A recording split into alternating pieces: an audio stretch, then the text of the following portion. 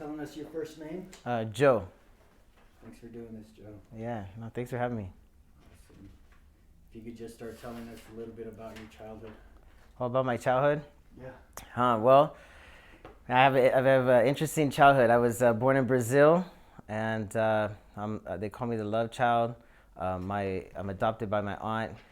She had married an American guy, and she couldn't have kids, so she had gone back to Brazil to adopt from an orphanage. Yeah. And my grandma was like, "Wait a second, we got a surprise for you. We got a surprise for you." And my name is José in Brazil, in Portuguese, José. And people call me Joe or José. And my grandma was like, "José, José." And then I came running up. I was born up by the jungle, the Amazon, where the Amazon opens up to the ocean, Atlantic Ocean over there, and a little island. And so I come running up, and that's when I met my adopted parents, and they picked me, and I was a gift from my parents, a brother to a sister, because that's my aunt on my dad's side, and then my mom.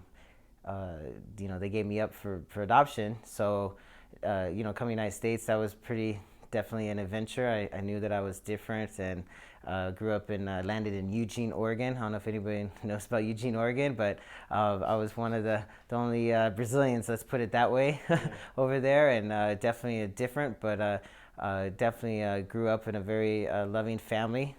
My story is all about coming to grips with, having unconditional love. Awesome. Yeah. How old were you when your parents gave you up for adoption? 3 years old. 3 years old. Yeah. As a kid, did you have any dreams as to what you wanted to be? Yeah, I always saw myself as the star in the movie. Nice. My parents took me back to Brazil when I was 7 years old, I believe. Yes, maybe 7 years old, and I remember fifth grade. How old are you in fifth grade? I think it's the fifth or fourth grade. I think around there, like maybe 8 years old. But so I went back and just realized how special it was to be raised in the U.S. And it was amazing. So coming back, I always wanted to have make my parents proud, make my birth parents proud. At that time too, part of my story was that also felt like that I was given up, because my story was that I was told that I was left at the hospital, and that none of my parents could keep me, so that's why I was being raised by my grandma, and because I was the affair kid, right? So my grandma was like, "Hey, he's gonna have a tough life. You should take him." And my parents were pretty straightforward about it, and it said it on my adoption paperwork, as well, from the mom abandoned. That's what they wrote. So you imagine you kind of had a chip on your shoulder a little bit, because I remember meeting my birth mom, and she was crying, and I was like, "Why is she crying?" Like she gave me up. So for a long time, my childhood, I always felt like a little chip that I wanted to be something, right? Like I was given this opportunity, obviously, and it would take a lot of growth towards that to really to deal with that, because I had that going on. I had the fact that I was different, growing up. Didn't really grow up with other Brazilians. Just always kind of stood out. But my mom put me in judo when I was 6 years old, and I flourished in that, and that became where I wanted to win the gold medal. I wanted to be the first American to win a gold medal, and I always thought I'd fight a Brazilian. Like I used to have this little idea I'd fight a Brazilian in the gold medal match, and I'd beat him. Things like that was always in my dreams. And so then I made it to became a elite judo player in the U.S.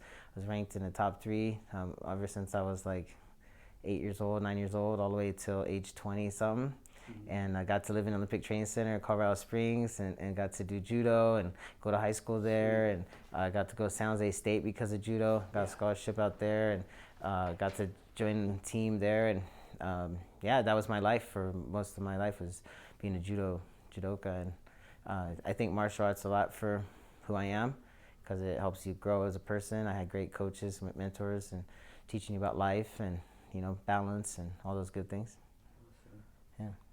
Could you mind telling us about your relationship with your adopted dad and how that felt, and then also your lack of a relationship, how you processed your biological father. Yeah. So yeah, it's interesting. So my biological father, obviously, he's had a few wives, you know, and my adoptive father would always say, "Hey, don't be like your dad, you know, be responsible." So like, you know, I always really feared having children and being irresponsible because look what happened to me, right? Like, you know, he had a lot of kids. I remember going to Brazil first time, and they were just like, "Hey, these are your half brothers, your half sisters." I got like 13 half brothers, half sisters just on my dad's side, right? And so I was just like, you know, kind of grew up with that little chip on my shoulder about being responsible. And my dad, my adoptive father, he's like my hero because he's everything. He's like everybody loves him. He's got a kind heart. He always took good care of everybody, his family, his workers. You know, there's not one person that says something bad about my dad, and he loves everybody. And he's from Minnesota, and what I do today is all an honor to him because it took me a while to see just how great he was because I was always out there trying to make my own name. And he always let me make my own name because we're different. You know, I'm adopted. He's engineer, you know, math and loves all that stuff, and I could barely do any math problems, right? And but then I was really good at sports. He didn't really like a lot of sports, but I remember he even tried judo with me as a kid and tried it and got hurt, you know. And I was like, oh man, he was trying that for me. And you know, those are the memories that I have. So yeah, my dad is definitely a sign of unconditional love. I think he's the primary example of my life of somebody that never judges me, lets me be me, and helps me find, you know, myself. What about your relationship with your mom? My mom, oh, my mom's, yeah, so my mom is my hero. She has her birthday just this last Saturday. She just turned 75 years old, and she's still spunky, dancing, Brazilian. You know, she brings me that other side of me because, you know, she's my aunt and biologically, she brings that part that keeps me connected with who I am, which is free, loving, forgiving, honest person, and just somebody that, you know, just another example of unconditional love. You know, like that's my mom. How does your mom make you feel? My mom makes me feel happy. You know, like she's just somebody that gives me strength to move on at all time in my life because, you know, part of my story was that you can have a beautiful family and then things happen. You know, my adopted family got divorced, broke up when I was 15 years old, and I had a perfect life growing up. So my first part of my life was like I had the best childhood being raised all the way till age 15, and then, you know, they broke up, and that ruined me. That crushed me for a long time. And then those relationships that I'm telling you about right now, that was my struggles. You know, because you did so much to make everybody proud. I fought so hard to get to Olympic trials, and they both didn't make it. They weren't there that day. They didn't. My mom tried last second to realize what was happening, that I got to this level, and to not have them in the stands when all I was trying to do was get to the Olympics. I think it hurt me that day. I was off. I was a little off, and you know, after that, I realized who was I doing judo for? Was I doing it for me or was I doing it for other people? And I was kind of when I started to realize that, and I got hurt getting ready for the World Championship, the 2000 Olympics. I wanted to go to the 2000 Olympics, and I got hurt, and I just started realizing maybe my mind wasn't in it, and that's when I decided to do stuff for myself. So I stepped away from judo. I haven't really given back much to the sport that helped me so much because it was something that I didn't complete. You know, I was like that. But then I went on to finish my college, and at that time, still was a little bit lost because of a broken home. You know, and so now, you know, the relationship with them is all about how I've healed those relationships, individual relationships. What do you say are the biggest things you learned from them? Well, with my mom, both of them, the biggest story I learned from both of them is life goes on. You know, life goes on, and you know, I guess that's the biggest thing we all learn in life is that you can only control, you know, your emotions, your attitude, and how you react to things because everybody's going through things. And I think when we're young, we don't understand that until we're older because our parents, they have lives and they're trying to figure it out too, right? And so I think what I learned from them was that life goes on and that there's there's you don't see it right away. You always hear like Steve Jobs always talks about you can't connect the dots, Yeah. you know, it's unless keep moving forward, right? But looking back, and then that's what's really happened in my life right now is that I see it full circle. Like these things had to happen so that they became the best examples for me in life right now. Right. Even though it hurts so much, I get it now. That even though people regret things they do or make mistakes or things are taken away from you or somebody one of my grandpa got murdered and things that hurt people, that it's all about moving forward. So I think that's the passion in me, is that we all have stories, and just like you, what I do every day is try to help people find their whys and what they do with me and help them find their stories to connect with people, because Simon Sinek always says it's not what you do, it's why you do it. Right? That's the most powerful thing. But then really when you're trying to connect your why, it's really where you're going with it, And so that's really what I try to help. I do now with my team and the things I'm doing with financial literacy, is that it's not about where we're at right now, it's where you're going. And people don't care where you're at right now, they only care where you're going, right? And that's usually tied to a vision, So. Would you mind telling us about your first love and the emotions that you felt with that first love? This first love can be a person, it can be a thing, it can be a hobby. It's whatever you associate as your first love. Man, my first love is music, because judo was tough, right? My mom put me in judo and piano when I was 6 years old, and I used to come home after getting beat up at judo and being like, just beat up, right? Like, yeah. I grew up with a Korean judo coach, and he had 3 sons, and one son was like a couple years older than me. There's a middle son, and they all wanted to make their dad proud, and there I was, pretty good judo player, so they really wanted to battle. So we'd have some good battles, and then I'd come home after judo, and then I'd just sit in the piano and cry it out while I was playing the piano and practicing my notes and connecting with piano. I used to be able to write, I still can write it, but I was pretty heavy until I got second place in the Oregon recital young composer contest, and I wrote a song, and I made it all the way to state, and I got second place, and just fell in love with like where music can take you, and music's very powerful. I contribute a lot of my success in judo because of music. Like, I felt like I was an okay judo player, but once I put on the music, I don't know, I got in the zone. So yeah, music was definitely my first ever something that I was passionate about. Like, I could listen to music, I would do any chores that my dad wanted me to do, just as long as I had my music. I was definitely that kid. How does music help you now? Music helps me a lot now, but I think more that I know how powerful it is, though. Because it is my first love. There's music that can take you to a bad place. There's music that can inspire you.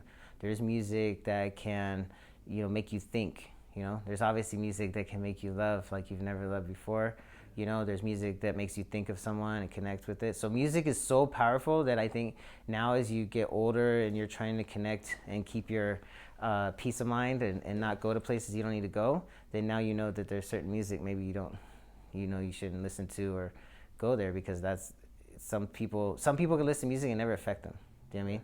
And there's other people, wrong space, they're going to be, tears are coming, right? Yeah. Tears are coming. So yeah, that's how powerful. Or fists. Oh yeah, or fists. Yeah, there you go. Yeah, a lot of stuff can happen. Who would you say first taught you what love is and how? What love is and how? I don't know, because I thought before, like, I thought I understood love, but to be truthful,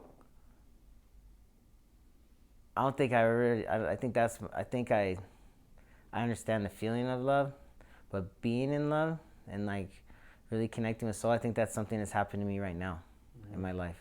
I have a special someone, and it's the first time ever that I see everything in the deepest of like this interview is happening while my life is really, all the things we're talking about is happening as far as me really understanding my life. Because I was like 37 when I realized that my parents didn't give me up. They didn't give me up. They actually spoke to each other, and I went to Brazil, and I got to have that moment where I got a tutor, and I studied Portuguese really hard, and I got to hear from my mom, my biological mom, and my dad tell me that no, they actually had to come together and make a decision to have me come to the United States and give me to his sister, and that she just couldn't have me. My mom couldn't have me at her house, and my dad couldn't at that time. They were just young, and that was what was going on. And I wasn't giving up. It was a decision, and I have a picture of them talking, and I think that was when I realized, like, that I was loved in a certain way. That imagine going all your life thinking that you were just giving up, and then you had your biological mom and your adoptive parents break up. You've had relationships that maybe you just thought that was coming, so you'd sabotage them, and you just felt like that was the ending for all the time, And then I think after having that closure with my parents, I started to really observe the love that I've had around me, and I realized I've had unconditional love in my life the whole time. Even when they make mistakes, even when some people aren't perfect, they're always there loving me, and I think that's why I'm lucky to be adopted. I find myself very blessed, and now as I started to grow and learn, right now in my life, I just feel that I have that love,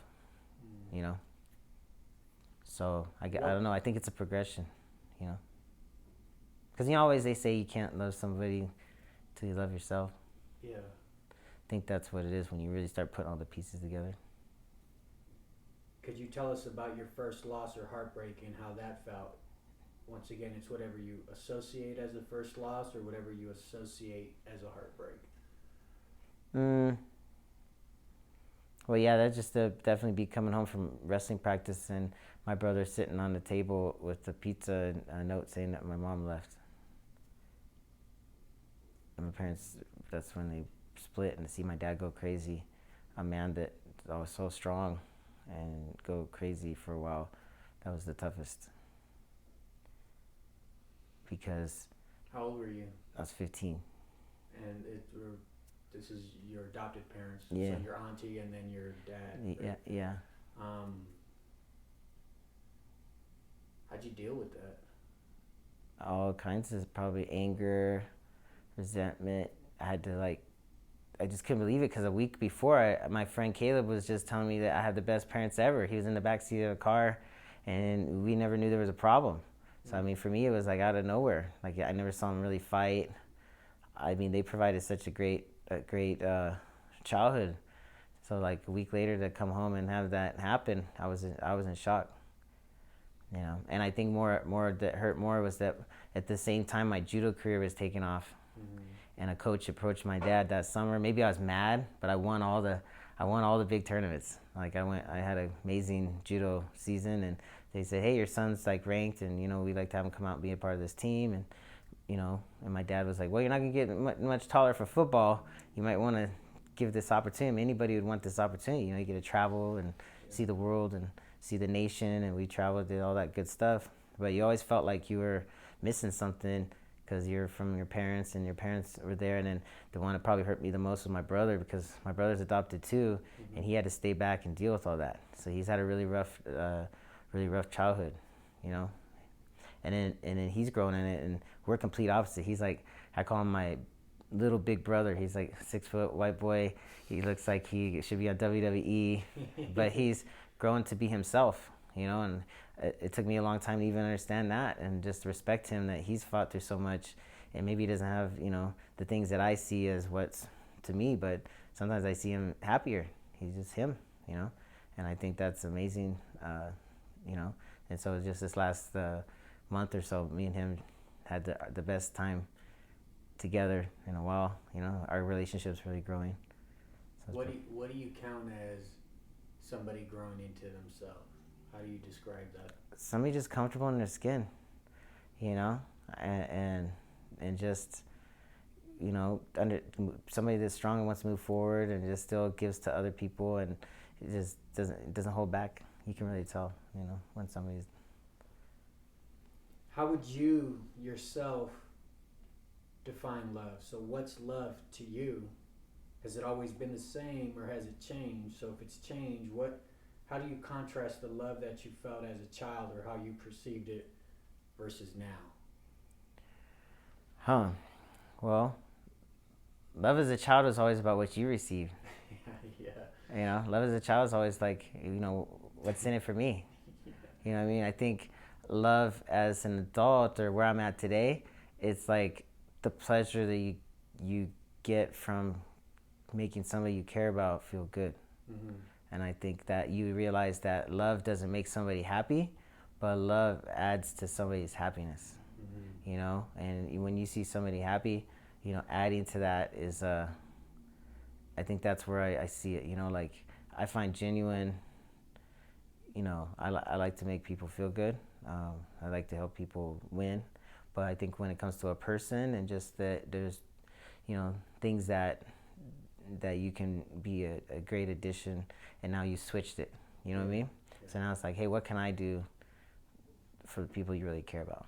You know, and I think showing up is different. Like I don't think a lot of people have people in their lives that are going to show up no matter what and really, you know, just care that they have a good experience or that they have somebody to talk to, you know, things like that. And so I think that's, you know, more important because sometimes the love now adds up to all the things that's in there for you, right? Mm-hmm. You know, if we're older, the house, the car, all those things versus like the person, the connection. Yeah.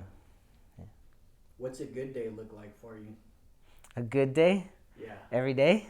Okay. Yeah, like I'm fired up for every day. Like I'm the guy that like wakes up like I can have the worst day the day before, and then for whatever it is, I just love the smell of a new day. You know, like yeah, I get excited. I'm a morning person. I wanna make the best out of it, and usually that starts with just gratitude and this feeling that I have to find that to start my day. And sometimes it's tough. We all have our days, and I think a lot of times because if a person's hard on himself, person wants more out of themselves. You know, they could spend time beating themselves up, or they could say, hey, I guess what? I got one more day to make it happen, right? I got one more day. All those problems, everything is going to be there. I got to just keep chipping away. But if I believe that this could be the day that you have that big breakthrough and whatever it might be, you might find that momentum, I guess, to, right? And then it starts to compound, right? What about a bad day? Oh, what's a bad day? What's a bad day? Even if they're far and in between. A bad day is when you let your mind get away from you. I mean, that's a bad day. Like, example, I want it all. I want it all right now. And I think in my life, I've been very impatient. I'll sabotage just because you're like, man, you know, that's tough. You know, you want to get this now. You want to do this now, and you know, I think that's a bad day because you're not still focused on the steps of what you need to get done. You're not focused on gratitude. You're not focused on those things, and you know, the devil knows how to pull on your strings, right? Right when something good's about to happen, they'll pull on you. And I think that's where I'm at right now in my life. I'm very aware of it now more than ever, and so that's when I'm continuing to work on myself in those areas. So yeah, getting outside of your letting your mind get away from you. Yeah, letting your mind take control. So how do you so in those moments, right, where our mind is racing and then, you know, it's on its own thought path, how do you bring it back to the present moment? Well, I used to say exercise. Yeah. Like exercise is good, but sometimes we exercise with anger.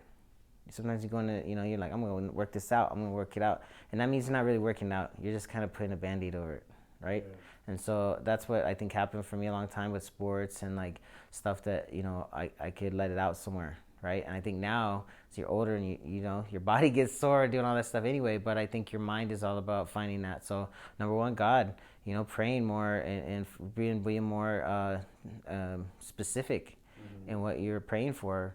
You know, continue to focus on not just what you're praying to, like, you know, there's a saying that a lot of people want to pray when they need something, but what about when you're just thankful for stuff first? And a lot of times we get in a space of gratitude, we can get out of that quicker. Because you know, there's a saying too that if you took everybody's problems, you'd want yours back, right? So there's always somebody who has it worse than us, and so you know, we're like, you know, we were talking earlier, you know, our story is meant to share it. Like, we're going forward because somebody's going to say, hey, you know what, I'm glad you didn't quit, I'm glad you didn't step out, I'm glad you didn't do those things that, you know, could harm yourself or not have there, because your story is going to help somebody else. And you might not see it now, but hey, my mentor says there's no glory if you don't want to go through the story. That's a good one. Yeah. What's inspired you and why? Man, right now, people don't believe it, but like what's inspired me right now is people that get up every day when they don't want to get up. People that everyday people, like I have some amazing people. I have an amazing person in my life right now, and like, she's my inspiration. Like she get like the things that I see people go through. I'm like, I don't think I could go through it. I might be there and be supportive, but in a sense, I'm just like, I'm dreading those things. There's things coming up in my life that a lot of us all have to face. It's called life, right? Yeah. So you cherish what time with your family, time with your loved ones, all those things. So I think if me being the biggest, I guess you'd say, loving person I am, seeing people work through those things, it's inspired me to be prepared, to understand that there is nothing you can do. You got to keep moving forward, and I think it's helping me with a lot of ways help others. Yeah. What have you witnessed specifically of somebody working through something that you're like, man, I couldn't go through that? Like, how does that look like when you're a witness to somebody actually getting up when they don't want to, doing this extra stuff, what I mean? Mm-hmm. Well, when people lose somebody, I think that's the biggest thing. When somebody passes away, it's like to explain it, because everybody's going to have their moments with death, right? At the end of the day, we all sometimes in the back of our mind know we could die, right? Fact. Like, we could walk out of here and this whole building could collapse and we're gone, right? So life is so short. But what I learned is, because obviously my parents are still here, I'm very blessed, they're still alive, right? I lost my biological mom, but I got to meet her, and then she passed away like a year later. But it was a blessing to have that conversation, right? I didn't really know her though, so it was sad, but it wasn't like, it didn't hurt so much, right? So then, as far as things, I've had a lot when it came to death. It's just kind of gone. Somebody passed away, you weren't there, they're just gone. But then recently, I worked in a cancer center. I saw Steve Jobs.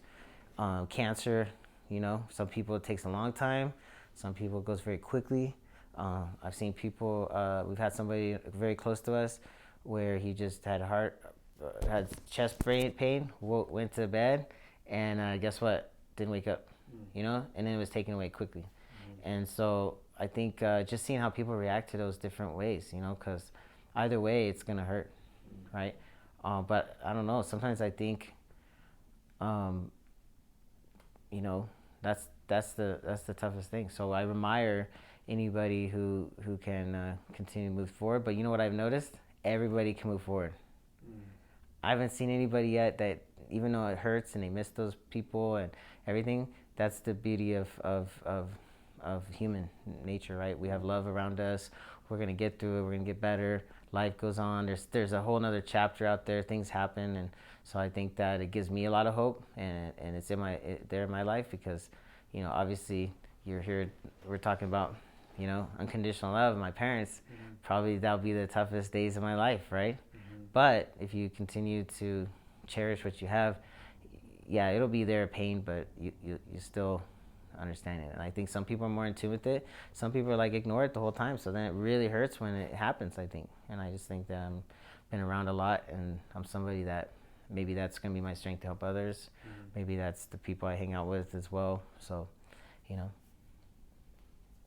What's been a humbling experience for you, and can you describe your feelings during that experience? The most humbling experience? Well, I'm an entrepreneur. I went all in. November 9th will be my 9th year where I walked away from corporate America and a pretty successful career in the medical field. And I went all in to build a business, and I've had some ups and I had some downs. I had some big, where you're right there, you're almost right there, and then you got thrown back down, right? And so those are very humbling moments. Like if you can make it, if you can keep going while you're doing it, when nobody's around, at the end of the day, it's your mission. I'm still here, so I'm more excited than ever, right? What's going on in my business now, and where we're headed. And I feel like it's because I had to go through those experiences. But I mean, it was very humbling, and I showed up and I took my medicine, and I think it's made me stronger. And then I feel like maybe some of that was because I needed to grow in other areas, you know. Some of it might have been, and some of it just might be that's your story. Can you describe one of those experiences? I mean, like your vision, right? 9 years in, and I think when any of us start something, we have the expectation maybe that it's going to happen a lot sooner Yeah. than it really does. Yeah.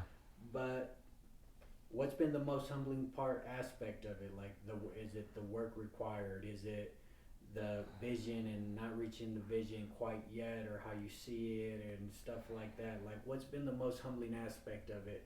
Well, our goal as an organization, my team HBD, have big dreams. Our goal is to have 200 licensed agents by the end of 2022. That's the goal. And we want to, obviously create at least 10 brand new brokers and six-figure earners, and really out there helping people throughout the U.S. That's just a minimal goal, but that's been the goal from the beginning. But here's the thing about entrepreneurship: there's one person, they're gonna have a lot of success right away, and then they got the pill. Then they get the other side where adversity hits.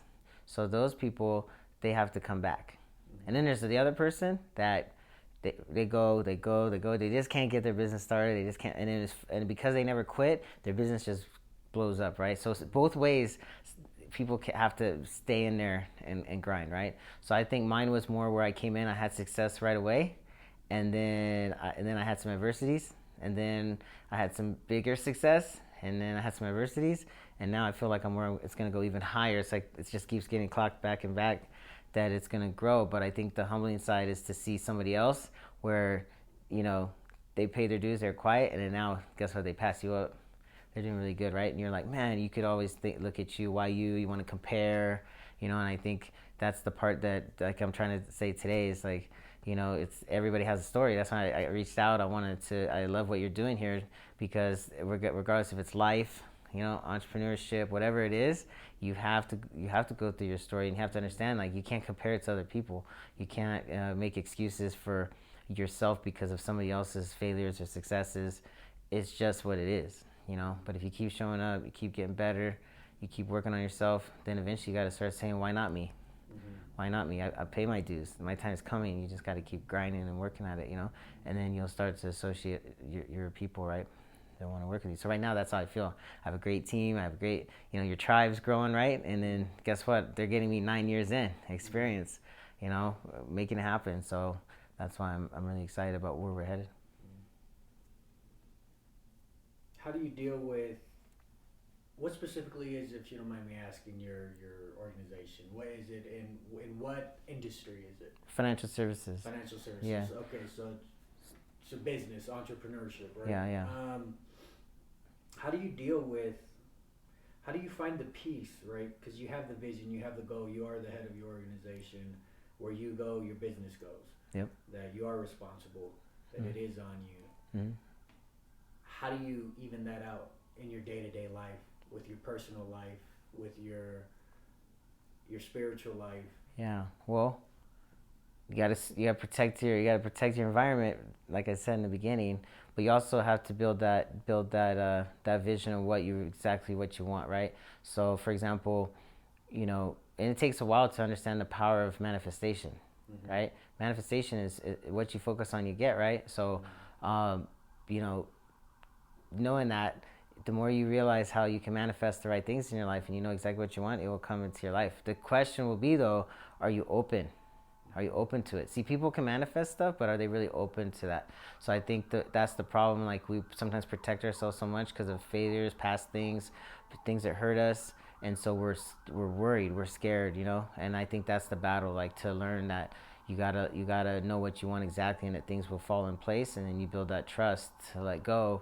And once you do that, then guess what? Things really start to move forward. Things get interesting. And that's probably the ups and downs of life. That's the ups and downs of entrepreneurship. But yeah, that's what I've done recently, really, to balance that. So before, maybe I worked too hard. Maybe I didn't, step out a little bit and do those things. And it was so wound tight because I was trying to control it. And now, guess what? I have a life. I'm stepping out a little bit. I'm being me. I'm 100% in my personal life and my business, and I have this calmness to what's forward. Does the work have to increase? Yes. Does the belief have to be stronger? Yes. But as far as me being confident about who I am and what I want in my life and what my future looks like, I think that's the part, because entrepreneurship doesn't have balance, but you get to create it. You get to create it. So for this next question, well, to sum what you just set up, it's gotta have the vision, you gotta put in the work, and then you gotta let it go and be comfortable in the work and in your life and move forward kind of in peace with what you're doing. You're at peace with that. With your vision, you're at peace with that. And then you let the pieces fall into place. That's right. If you could go in your mind and think, this life event can be mental, physical, or spiritual. Can you tell us about a time in your life that you can relate with the word war? The word war? Oh, man. That could be 2022. I mean, shoot, I moved to Colorado. Yeah. My life, I was following my heart, following my passion. We had things going good again. Had a little office downtown, right down the street here at the Commons, right? And we're building the business, and then boom, quarantine hit, and the town shut down, and you're new to town, and you're stuck inside, asking yourself, why are you here? And it was a very mental time. I thought it was very war. I mean, maybe you're older and you got so much going on. It's like I told people I came out strong. You wouldn't recognize me anymore, is what I've been telling myself, as far as that, because it was tough, because you couldn't go home. Things were shut down. It was just crazy, right? And if you would have told me that's what I was coming out here to do, like, that definitely was a tough time. So you're talking about the 2020 pandemic, right? So Yeah. You came out here, like, pursuing your dreams still. Yeah. You get your office. Yeah. I know that you have the expectations. You're excited. You're going. You're getting settled in, and then bam. Stop. Yeah. Sunday we had a international women's event. Yeah. People showed up. And Tuesday we were shut down, right? Yeah. I mean, how did you deal with that mentally? And well, at first I thought I was Superman and everything was good. Yeah. And then I think into 60 days into it or so, I started to realize that I really wasn't as comfortable with that as I thought. Do you know what I mean? Like, I started realizing spending a lot of time by myself, I like doing that, but it was like a lot at one time. You know what I mean? And maybe that helped me with where I am right now, But I started to really realize a lot of things. Like, I started looking at people. I started to really look at things in my life, And I started realizing I had things in my life, and that were good. And I think that's where I'm at right now. Like, it allowed me a lot of people to slow down. I think that was a blessing for some people. But at first, either you came out of it stronger, or you came out of it. Who knows how some people didn't even come out of it, right?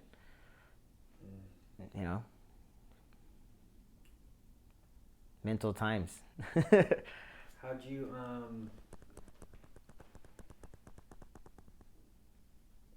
keep your business together during the pandemic? Oh, our business, man. So that was the blessing, though. The blessing was we went Zoom, we went virtual, we're online now. So what I thought was just gonna be coming out here to Denver to take over, then all these blessings started popping up in my life. Like, I have a good friend in Oregon, and she came on, and she's on virtual, and she's blowing up Oregon now. And then we have California is coming together, and we just had created this new community, and we have an awesome tight team that actually hasn't really physically all got together. Nice. Right? We're still working on that. We're trying to do an event beginning of 2022, and so that's all happening just here in these less than 24 months, probably from, March of 2020. So we're not even 24 months into really what's happened from that day. But yeah, what happened was we went online, industry really accepted it. People want that now, and it's exciting. Just like we're connecting here with people. So the same type of question, if you can go in your mind and think this life event can be mental, physical, or spiritual, can you tell me about a time in your life that you can relate to the word peace? Dang, peace. That's. I think everybody's trying to get peace is about a moment to me, but man, I don't know, man. That's tough. Usually, probably have to do with one of the most peaceful times when I actually went snowboarding. Like just out there with nature, Yeah. just have music and just disconnected. I think anything like right now where you can do that, it's pretty amazing. Just to have that peace. Um, just yeah. I don't know. I think that's something I'm always trying to have is peace. What are the things you do to have that peace? Well, I music. I DJ. Um, I DJ and I make beats, and now because I'm so busy, I can't DJ like for an hour like I want to, or Yeah. all that stuff. But I'll make little clips and I'll take the music and I'll send it, somebody I care about, and just share me being me. Sometimes I'll post it on IG. I don't know if you ever see me posting that, but that's just something that's me, and at the moment that I'm creating it, there's nothing bothering me. I'm just enjoying my music and being me, and I think that's, I mean, just like that kid at the piano. I think that's my new piano, just to play some music and to be happy about something that I found that puts me in a good state. How's that self-expression feel? Do you feel like you would make more time for moments like that where you get to self-express yourself through art, essentially? Yeah, I mean that's why I don't know, I got connected with a DJ crew out here, and I got to DJ at a big club, Nice. and do that just randomly, and that was pretty awesome to some cool people. And yeah, music has always been a great release. I mean, it's the best. I make music. That's what I don't have a lot of time with, but anytime you're playing with music and sound and all that stuff, it definitely takes me out of my everyday stuff. You know. Does it give you like a break from the business side of what you do, like a reprieve? Yeah, definitely, definitely. Yeah. But also, really too, is just spending time with somebody you really love. Mm. You know, I think taking time, like I went to see my mom. I spent time with people that to bring me peace. Right, and I got some love in my life, and just that time. I don't think people really understand it. So you've been just on a grind, and you just need that with each other. You need that time, and yeah, it really helps reset you. I guess that's the word, reset. Could you tell us about a truly difficult time in your life, how it felt, and how you endured? Um, Besides my parents getting divorced, um, man. We could go further into that one. Like we could dive deeper into that one. Yeah. Well, that probably stems everything that made me, because I came from trust issues. Because you were basically told, and you want to deny that. You deny those feelings a lot. Yeah. Well, eventually you have to call it as that's your story. Like, I think that's where then you release it better. So my story is, you only know what you know. You don't know what you don't know. So all I know is that it said on my adoption paperwork I was abandoned. Then my mom and my dad broke up with due to some trust problems being broken, right? Then, you know, kind of sketchy about anybody in my life and those things, right? But about was it 5 6 years ago, after 2011, when I got to meet my biological parents, ever since then it was lifted. I don't know, it's really weird. Like, I don't really, it's there sometimes, obviously, but as far as like how heavy it was growing up, um, yeah, like letting people in, I think I didn't always let people in. I was pretty guarded, you know. How does that feel now? How does it feel? Can you describe to us the contrast to how it felt when you were guarded and more closed off and not as trusting versus after meeting your biological parents, getting that emotional what you needed, right? Mm-hmm. And then being more open. How do those two different times in your life, like post meeting your post knowing that your parents loved you, and then, you know, before that, what's the difference? I think that I think I'm liberated. Yeah. Like I've been making moves. You know, like I've been really stepping into what. Like I think I made those moves along the way, but I didn't know it. And then I think now, yeah, it's liberation. It's like freedom. Um, like So just knowing that your biological parents loved you and didn't abandon you liberated you from holding on to negative emotions. yeah, because it helps start a chain a reaction that everybody's going through their story. Everybody, you don't know what's going on, you know, and like we can put judgment and we can do those things, but the truth is like we're all going through it. And so I looked at them like, hey, they did what they need to do. They did it together. And if I was outside that and it wasn't involving me, hey, I think that's a pretty noble move to give somebody a better shot, give them an opportunity, right?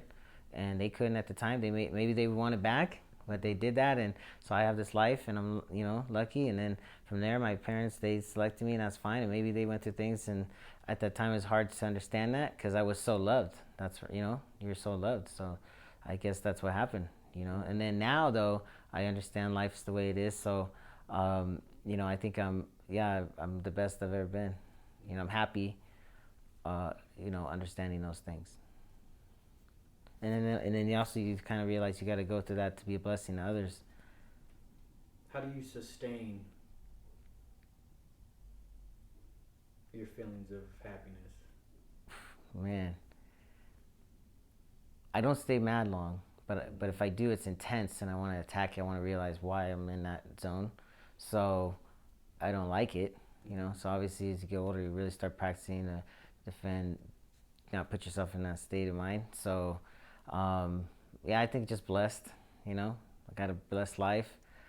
Seen a lot of the world, did a lot of amazing things. I'm here to help others, and I got an amazing opportunity to do that. So I think when you have those things, and you found your purpose, and that you really truly believe you can have everything you want, I think that you gotta be happy with that opportunity every day you wake up.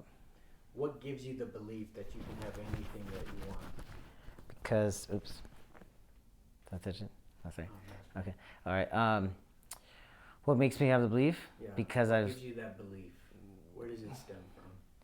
Because I feel like everything I wanted or thought that I could do, that I've gotten. Yeah. You might as well keep going. Yeah, like things things that why not? Yeah. Well, I think you just got starting like why not? I mean, you can have the perfect life. You can have all the things you want. It's your story, and I think that's why people don't get what they want, because they think that they were supposed to have it at a certain time. Like I was the person that was like growing up thinking 28 was like, I don't know why 28, but all the time I thought, oh, when you hit 28, man, you got to have these things in order. Life's just like, so I already had this timeline of like, hey, if you make it to 28, man, you got all this stuff going, you're good. Yeah. Well, guess what? 28 came, I didn't have any of those things, and I was on an adventure, right? So I was like, man, I better figure out what's next. Then guess what? The next whatever comes next is there, and so I think as you see that, hey, you were on one path, but you're leading these things, so why not keep it going? I think that's the best way to look at it. I do like that. I think it is weird, because all the goals you set, you pretty much worked for them and you've accomplished them. So why not set another goal? That's it. Just gotta pursue it. Yeah, you got it, and that's why we're called have big dreams. Yeah. Because see, the way I came up with that is I always hear people talking about you got to dream bigger, you got bigger vision, and so then I was just like, you know what? A lot of people shrink their dreams to fit their reality, so they're scared to get excited. So why would you set another goal? Because that requires you being excited about something. That requires you dreaming, and people are scared to dream big. And they say you got to have such big dreams that you can fit other people's dreams in there, right? And if you want to, and whoever helps people the most, you help people, you'll eventually get where you need to go, right? And I started thinking that's not just in business, that's in life. When you meet a stranger and you say their name, or you leave them with a smile, or my mom raised me that you might be crying, but don't bury the world with your frown. They don't deserve it. So you keep smiling even while you're crying. So I kind of developed that idea of like, why bring people down with my misery? So I'm pretty known as that happy, positive guy. But if a lot of people really know, everybody's going through stuff. How do you deal with the stuff you're going through while smiling? I just feel like it's my duty. How do you process your emotions? Like, say, when you're going through hard times or emotional hardship. Before I had to like process it, because you might realize you might be projecting hidden frustration. But I think putting yourself in like a state of gratitude that fixes it all.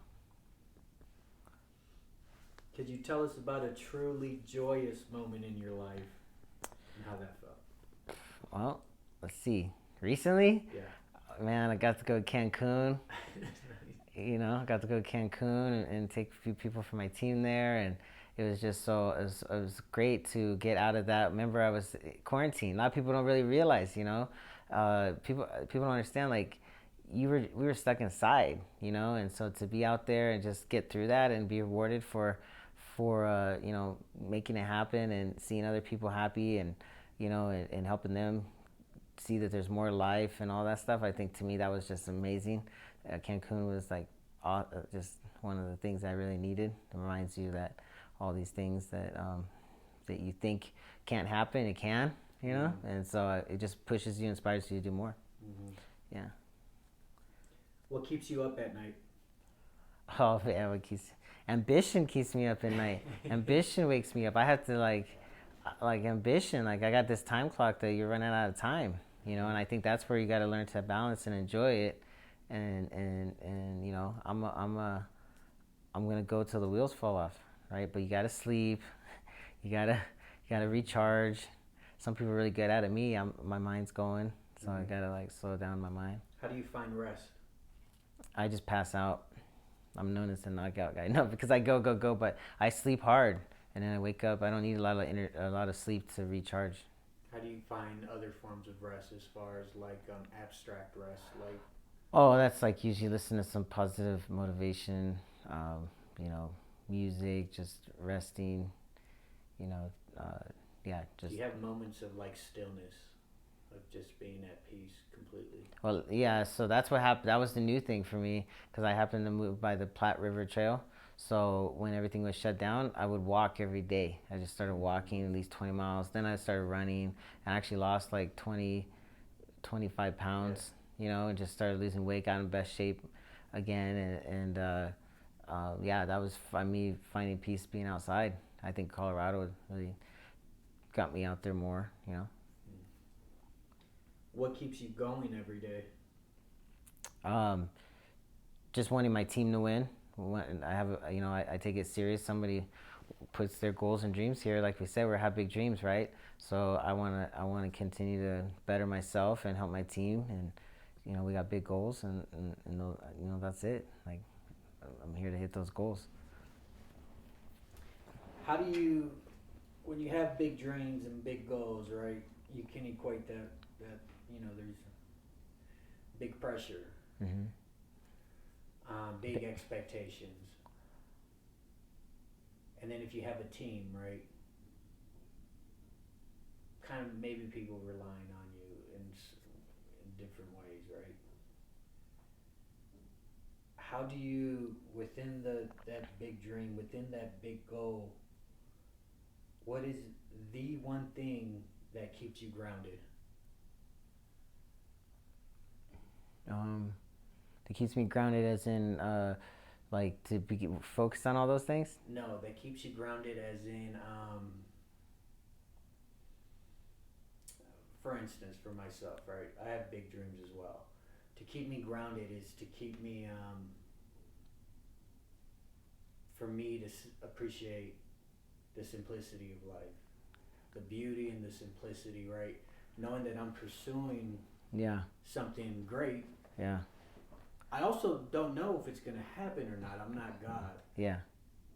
So the way I'll stay grounded is focus on, like right now, right? We're grounded right now. but then when you leave, I gotta send out emails, right? I gotta like, yeah. it's like Yeah. So how do you make that space to be like, to not be so much like gas? For me, it feels like it's all gas sometimes. Like it's all just pedal to the metal, and then I need to get that grounding. And for me, it's like what I do is I pray, I meditate, I walk, and then that brings me down. Like it levels me out. Yeah. Usually some music. I'll play a song, or I got like a little playlist. It's all motivation, or I'll find something that's a theme of the time for me. I'm always trying to find little themes, right? Um, but recently though, it was the stuff that probably I should have used before, and that's love. Making sure that everybody you care about is you're reaching out to them. Like saying hi to your mom more, saying hi to people you love more, checking in. Things that are like, why are you doing all this for? Exactly. And I think for me, I've been on my own for a long time, and yeah, my parents are great, and they've always been there for me and stuff. But I think your whys get bigger, and I got new whys. I see a family, I see things that I never saw before, and I want those things, but I got to keep working on it. But in the meantime, sometimes we just keep chasing a goal, and the goal moves, so you don't really, take in that the wins. The joy that The you're joy, supposed the to little have. wins, the little wins. The little win could be us doing this today, Yeah. and just being like, man, this is great, and then yet I'll get out of here and go on to 5 other things, right? And I think just taking time and reaching out to somebody and being excited about something, I think those are the goals. Like I'll call somebody after this and be like, man, I had the most amazing experience doing this and sharing. I think some people, we just keep going and going and going, and then that's when you're starting to chase something, and you you're rob not, yourself. Yeah, you rob yourself of joy. So then that big goal of staying excited, it's like I always tell my team, are you looking at things as an obligation, or are you looking at it as an opportunity? And when you keep moving stuff, sometimes it becomes obligation, and you're not giving it your best anyway, because you said you were excited, so you didn't take time to really be blessed on the opportunity, right? So now imagine people who are stars, and all they do is do interviews all day for their movie that's popping out, right? Some of them, that becomes work, and some of them are just like super grounded, that they appreciate everybody, like they know that it's an extraordinary life to even be able to do that, right? So that's probably the gratitude and taking time. So you got to celebrate your wins. You got to celebrate the little things in life. You got to celebrate your freedom. I think that's the biggest thing I'm learning, is that sometimes we don't even, like I left 9 years in, I'm about to hit my 9th year. All I'm going to be talking about is the beauty of freedom, because to me, I think even myself, as I've shot so hard for these goals, and I'm going to hit these goals, but this time we're going to hit these goals with like you said, a grounded freedom, a grounded, like really excited about like how great this opportunity really is to be in a country where you can come here and build something, Imagine you're in the hospital today with only hours to live.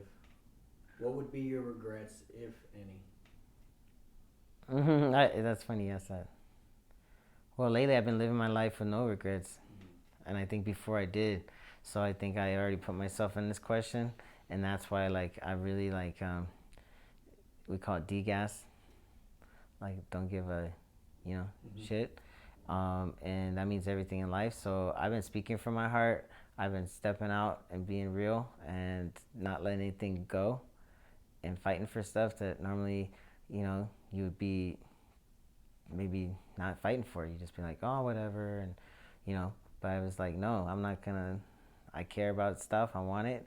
I'm gonna speak from my heart. And, I think that's where I'm at right now, because that's my biggest regret, is because you lose things and you don't know why, and you can point the finger at this, point the finger at that. At the end of the day, did you really are you going to be there thinking that you should have stepped up, she lived life, you did this?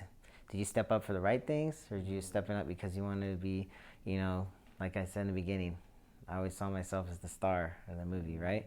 So sometimes when the person's like that, that's just the way you came in. But now you grow and say, well, how do you really become the real star?